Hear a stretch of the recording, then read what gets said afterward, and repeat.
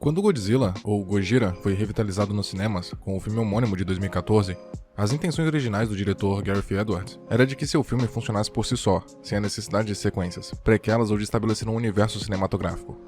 Embora seu objetivo tenha fracassado, o filme foi um retorno respeitável ao maior monstro, ou kaiju, da cultura japonesa, trazendo um conceito mais heróico ao personagem, originalmente um monstro destruidor criado por radiação nuclear, que agora fora retratado como uma força da natureza, responsável por dar equilíbrio ao mundo. Apesar do êxito com a crítica e do saldo positivo nas bilheterias, um dos aspectos de maior rejeição ao filme foi o excesso de subtramas envolvendo seus personagens humanos, que, como é padrão em boa parte das histórias sobre criaturas gigantes, são convencionais e até dispensáveis, tirando o foco daquilo que o público realmente quer assistir. No filme em questão, esse elemento se tornou ainda mais polêmico devido ao fato de tirar muito da presença dos monstros em tela, incluindo o próprio Godzilla, que apesar das aparições pontuais, só vinha a surgir em toda sua magnitude no ato final. A espera, no entanto, valeu a pena, e o filme nos presenteou com sequências de ação dignas do gênero e uma impressão geral positiva. 3 anos depois, foi a vez do King Kong retornar aos cinemas com o filme Ilha da Caveira, que mesmo sendo convencional em relação aos já citados problemas desse tipo de obra, acertou em conferir mais espaço para o gorila, que tem mais momentos para brilhar em sua obra, e como um todo, teve resultados melhores do que o filme daquele que viria a ser seu futuro rival, como foi revelado na cena pós-créditos.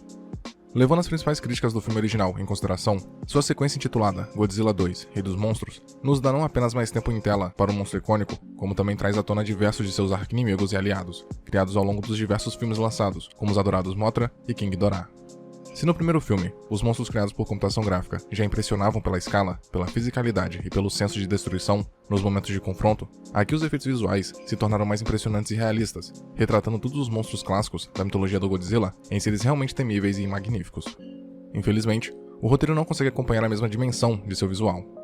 Dessa vez, sob a direção de Michael Dougherty, a sequência se passa 5 anos após o surgimento dos Titãs, criaturas que habitam espaços subterrâneos e que permanecem adormecidas até que mudanças drásticas no planeta as façam despertar, sejam estas com o objetivo de retornar ao equilíbrio natural ou para tornar o mundo ainda mais caótico.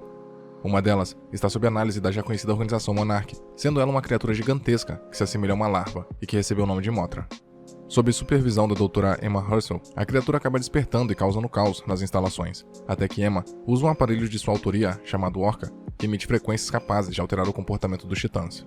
O aparelho se mostra um sucesso, mas logo as instalações são invadidas por um grupo ecoterrorista, liderado pelo coronel Alan Jonah.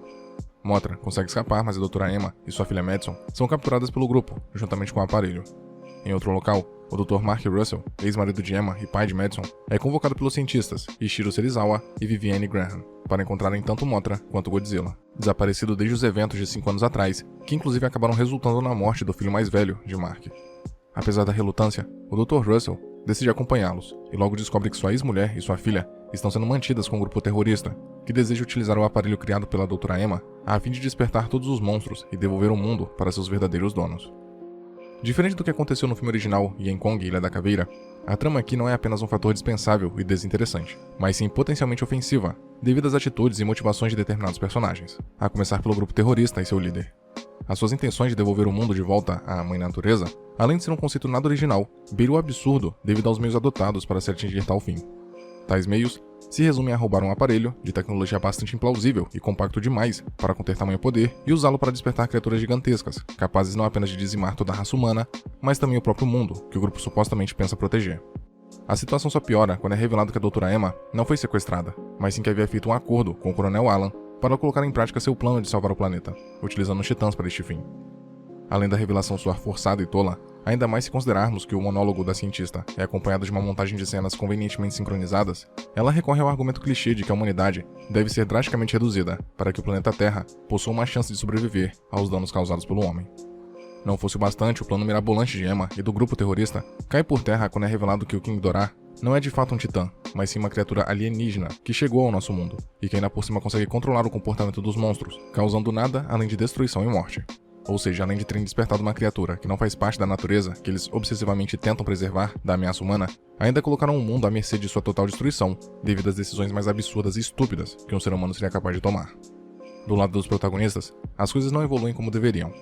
Embora as motivações do Dr. Mark Russell sejam convincentes, bem como seu ódio aos monstros devido ao trauma do passado, tanto ele quanto os outros personagens acabam tomando decisões tolas, se colocando diante do perigo sem necessidade e, para piorar, colocando civis inocentes também no meio da destruição causada pelos monstros.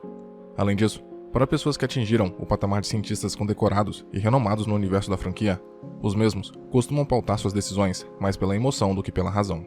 O exemplo maior disso está no Dr. Serizawa, que desde o filme anterior possui uma obsessão pelo Godzilla que, apesar de lhe conferir razão até certo ponto, também se mostra incongruente para um homem da ciência. O personagem chega a afirmar em determinado momento que a humanidade deve se submeter aos titãs, ainda que estes sejam monstros gigantes com alto poder de destruição. Tamanha demonstração de insensatez chega ao seu ápice na sequência de sua despedida, onde o mesmo decide se sacrificar sem qualquer hesitação ou reflexão, e ainda se despede do Gojira, o chamando de velho amigo.